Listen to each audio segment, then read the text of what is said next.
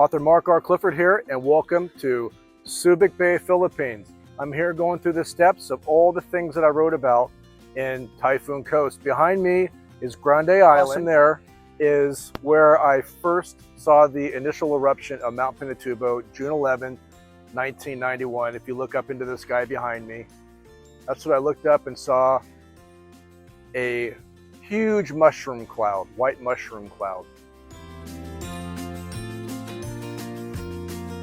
So today, what my beautiful wife and camera person are doing is that we're gonna hop in a taxi and we're gonna go try to find where I stayed in Upper Mau and try to locate the Quonset hut where I rode out this epic storm, this volcanic eruption, the largest volcanic eruption of the century, along with a Typhoon Union coming through, a very apocalyptic experience. And I hope during this tour today, you're going to get a real good sense of what it must have been like June 15th, 1991, and that major eruption of Mount Pinatubo. And this series is going to end with me hiking to the top of Mount Pinatubo and sitting at the crater lake, a beautiful crater lake. Stay tuned.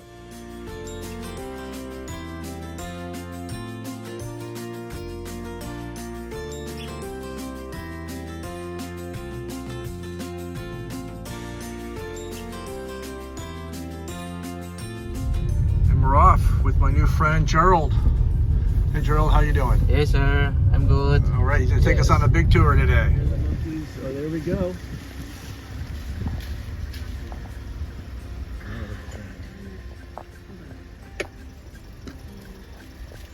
Okay, what you're looking at here isn't low-hanging fruit. Those are sleeping fruit bats. And I tell you what, at night when the sun goes down, those things will all of a sudden blacken out the sky. It's amazing.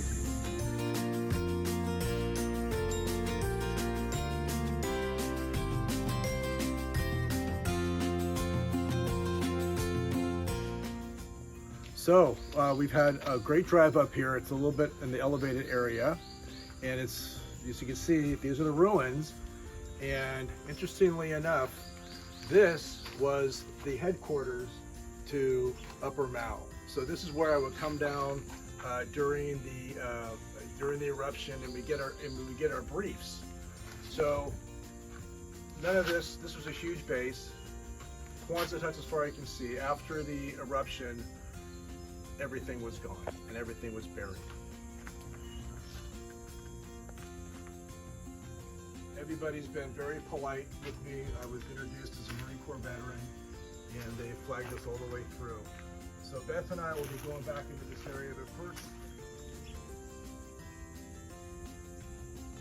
interestingly enough, all the other Quonset huts back there, none of them had air conditioning. They have these big fans. But in here is where the MAGTF commander was. This is where we meet to get our daily operations plan. And it was really air conditioned. And this is where we sat, got all of our briefs, talked about the issues we're having after the Pinatubo eruption, how we're going to get the base back up and working. And we had to get our air asset back. So I sat someplace in here. We had the lieutenant colonel that was in charge of the MAGTF, all the offices down that corridor. And I have to say it was in a little bit better shape then. So let's try to find my Quonset hut. So if you take a good look, there are a lot of them hidden in the jungle. We were the last people to be here. We never came back after that eruption. The bases were shortly thereafter abandoned. We just lived out our days here. Went back to my host unit in Okinawa.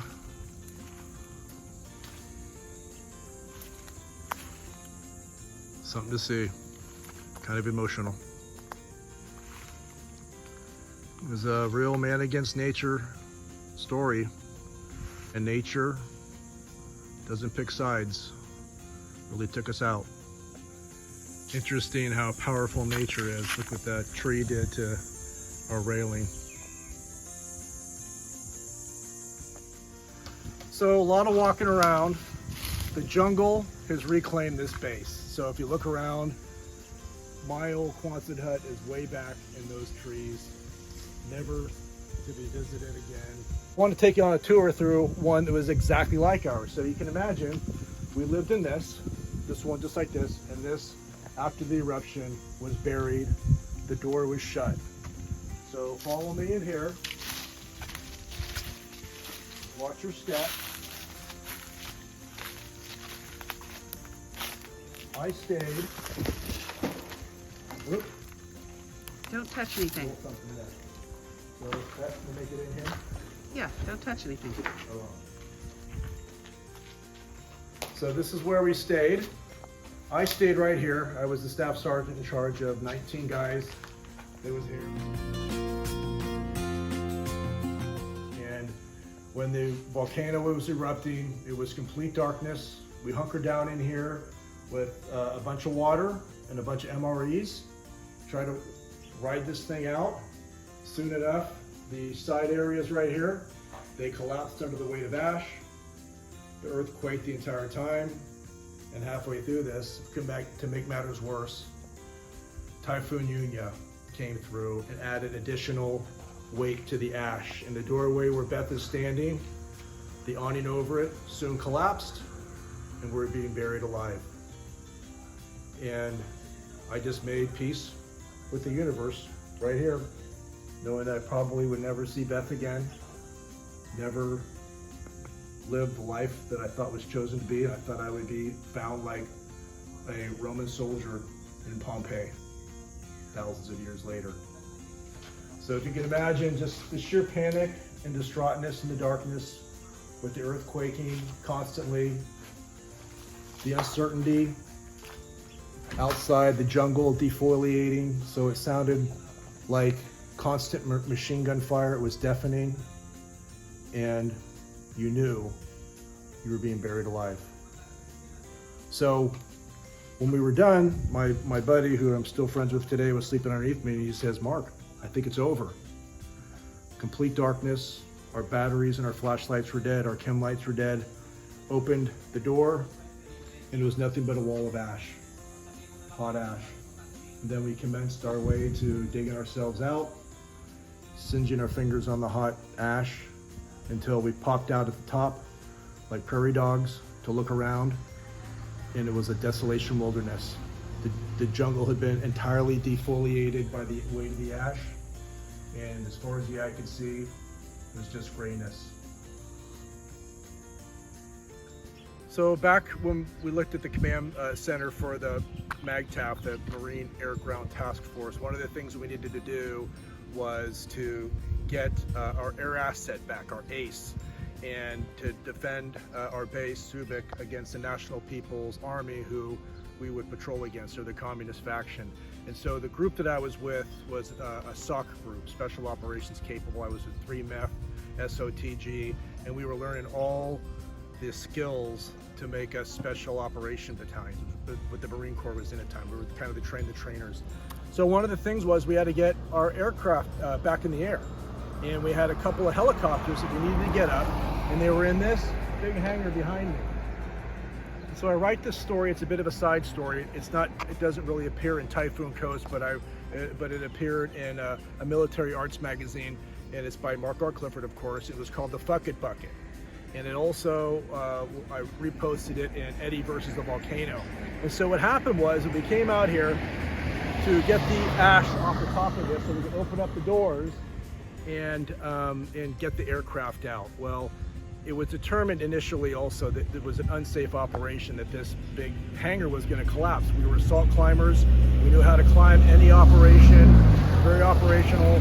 So we went up there, we tied ourselves in, we were scooping the ash off of this to alleviate the weight, and guess what happened? You can actually see the opening, as determined and as predicted, the two of my climbers, they fell through. And you can imagine that was a very unforgiving fall for these young Marines, 70 to 80 feet against cement. It was very sad to see these two lifeless bodies. So you can take a good look up there. In the Marine Corps, mission comes before troop welfare. We were able to get the aircraft out in the end, to get them up in the air, to secure the base so that we can save lives and restore the resources to extend to the Filipinos who lived out along the boat.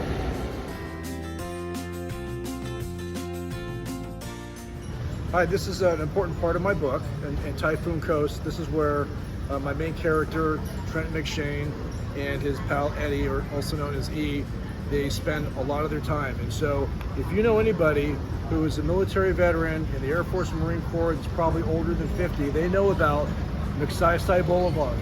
And it's right over that bridge right here. And there's the main gate. And it goes over a very famous river. And we're gonna go now for a little road trip down Magsaysay Boulevard.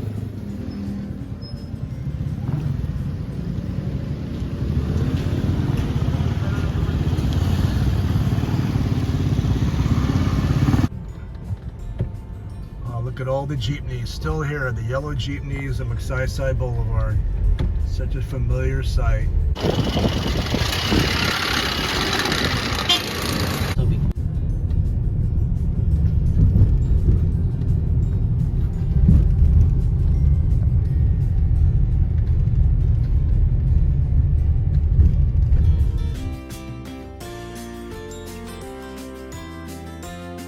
Well, honey, wrapping up day one today. We saw a lot, huh? We did. And we learned a lot. We had a great driver. There's more to come, but a couple things that I want to tell you about is that we learned a lot about my book, Typhoon Coast, today. We visited a lot of the places. When we visited Upper Mao and all those ruins, is that when you look in Typhoon Coast, you're learning about where Mr. Franks lived, and what I call Camp Sol de Oro. So I use a lot of composite characters, a lot of composite places to make my book Typhoon Coast come alive. I have one of the last remaining Liberty passes from pre-Pinatubo. And what we're learning today is that a lot of Marines are returning into the Subic area. You can imagine what for. So here you are, me being one of the last Marines to leave following the 1991 eruption. So you have the old school Marine coming back and these young new Marines coming in. There's more to come, a lot more fun facts that you'll learn about my book Typhoon Coast as I make my way towards the ultimate goal, which I can see from here, is the crater lake at the summit of Mount Pinatubo. It's 91 degrees out now, so I think that we earned ourselves something, huh? We did. We're gonna go for a nice dip in Subic.